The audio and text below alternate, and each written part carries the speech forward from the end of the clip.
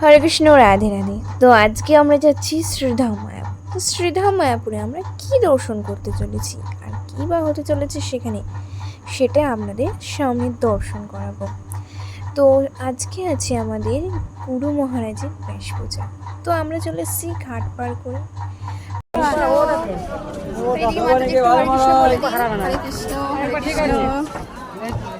সবাই একটু হরে কৃষ্ণ বলো। হরে কৃষ্ণ কৃষ্ণ কৃষ্ণ হরে হরে, হরে রাম রাম রাম হরে হরে।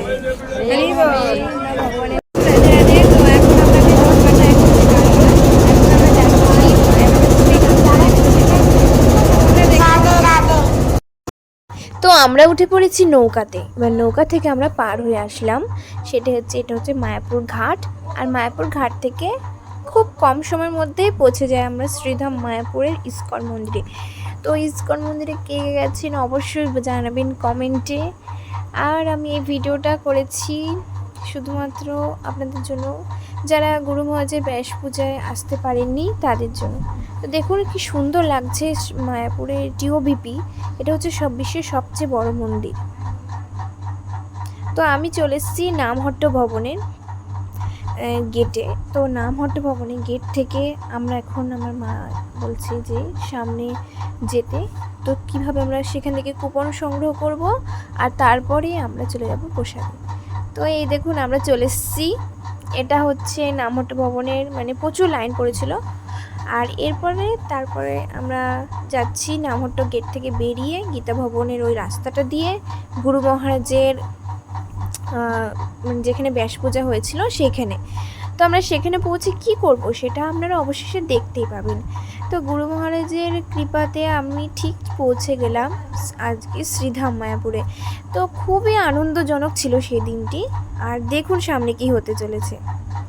এই যে এই বাচ্চাগুলো খুব ডিস্টার্ব করছিল, মানে আমার ভাই আর ভাইয়ের একটা বোন ছিল, ওদের মানে বেশি পাকামো। দেখুন ট্রেনের পাশ দিয়ে কেমন চলে যাচ্ছে। আর কি আর বলবো এদেরকে। আর এখানে খুব একটু মানে কি টাইপের ছিল, ঢালু টাইপের ছিল। তো আমরা যাচ্ছি এইদিকে। তো কেমন লাগছে, এখানে অনেক পত্রিকা বিক্রি হচ্ছিল, মানে 30 টাকায় দাম। তো আমরা সেটা নিয়েছিলাম, কিন্তু পরে আমার মা নিয়েছিল। কিন্তু খুব আনন্দ হয়েছিল, এটা বলতে হবে। এই দিনকে মানে গুরু মহারাজের এত কৃপা, যে বাড়ি যায় খুবই আনন্দ হয়। তো দেখুন সামনে এখানে অনেক কিছু হচ্ছে, গীতাদান হচ্ছে। তারপরে আরেকটা ওই যে সামনে ঘর আছে ওইখানে হচ্ছে মানে অনেক কিছু গুরু মহারাজের স্মৃতি। তিনি ছোটোবেলা থেকে কিভাবে মানে প্রভুপাদের কৃপাতে তার কৃপা গ্রহণ করলেন, দীক্ষা লাভ করলেন। তো আমরা দেখতে পাচ্ছি। আর সামনে আমরা এই যে Shri 76th Vyasa Puja of H Jayapataka Swami. তো আমরা এটাই দেখছি। হরে কৃষ্ণ। এখানে খুবই মানে ভিড় ছিল এই দিনটা, কিন্তু সেদিনকে যেমন ছিল গরম, আবার তার উপর ভিড়, মানে অসম্ভব ব্যাপার যাকে বলে। তো আমরা তাও সেই ভিড়টা কাটিয়ে সামনে এগিয়ে গেলাম। এই যে গুরু মহারাজকে দেখা যাচ্ছে, মানে খুব অস্পষ্টভাবে দেখা যাচ্ছে, মানে আমার ফোনের ক্যামেরাটা অতটাও সুন্দর না। তো সেইভাবে আপনারা দর্শন করুন। আমি তো দূর থেকেই মানে সন্তুষ্ট হয়েছিলাম, মানে তার দর্শন পেয়ে। আর কিছু বলবো না।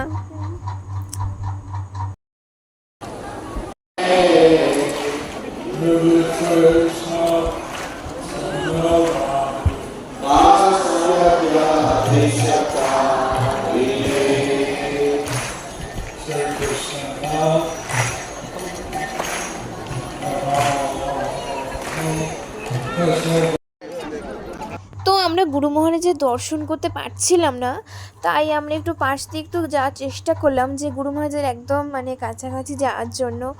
কিন্তু সামনে আমি দেখতে পারলাম যে আস্তে আস্তে আমরা যাচ্ছি। তো এইদিকে মাঠে অনেক ভিড় ছিল, আর ওই পাশ থেকে সবাই প্রোগ্রাম দেখছিল গুরু মহারাজের ব্যাস পূজার। আর এখানে অনেকে, আমার ভাই যেমন খেলা করছিল আমার সাথে। এরপরে আমরা সামনের দিকে গেলাম, অনেক ভিড় হয়েছিল এই জায়গাটা আমরা দেখতে পাচ্ছি। আর ওই যে গুরু মহারাজ খুব মানে অস্পষ্টভাবে দেখা যাচ্ছে, দেখুন খুব সুন্দর লাগছে দেখতে। এখানে আমরা দেখতে পাচ্ছি যে গুরু মহারাজের শৈশব, তার যৌবন কিভাবে কেটেছে। এবং বর্তমানে কিভাবে কাটছে, কিভাবে তিনি এই প্রভুপাদের সান্নিধ্যে আসলেন এবং তার হরিনাম সংকীর্তন প্রচার করলেন, তার একটা সুন্দর দৃষ্টান্ত স্বরূপ আমরা দেখতে পাচ্ছি। তার এক্সিবিশনে অনেক কিছু আছে। তো এত কিছু দেখারও আর দেখলাম ছবিগুলো জাস্ট, আর কিন্তু কিছু পড়ার টাইম হয়নি, যেহেতু মানে ব্যাস পুজো ওখানে পুষ্পাঞ্জলির সময় চলে এসেছিলো। তো তাও গুরু মহারাজের এক্সিবিশনটা দর্শন করলাম আমি আস্তে আস্তে। এরপর আমরা সামনের দিকে যাচ্ছি। তো দেখুন এইভাবে গুরু মহারাজ কত কিছু করেছেন আমাদের জন্য, তার কত কিছু মানে গ্রন্থাবলী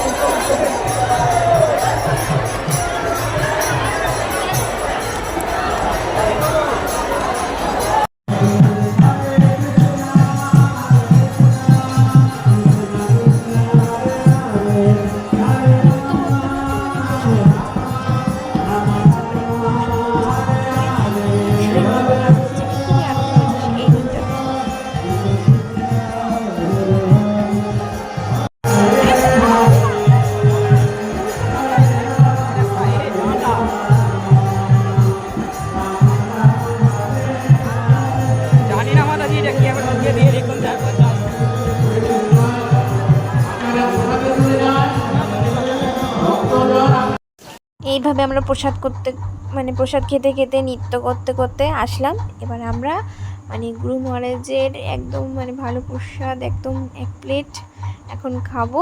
তার জন্য আবার এত বড় লাইন ছিল, প্রচুর লাইন ছিল, কিন্তু আমরা একটু সামনে গিয়ে একটু দাঁড়িয়ে পড়েছি এখানে। তো নাহলে অনেকটা লাইন দিতে হতো, এত লাইন ছিল, প্রচুর ভিড় ছিল, তার ওপর এত ভিড়ে থাকা যাচ্ছিল না, তাই লাইন দিলাম। এভাবে কাউকে ঢুকতে দেওয়া হচ্ছিল না এক্সট্রা এখানে।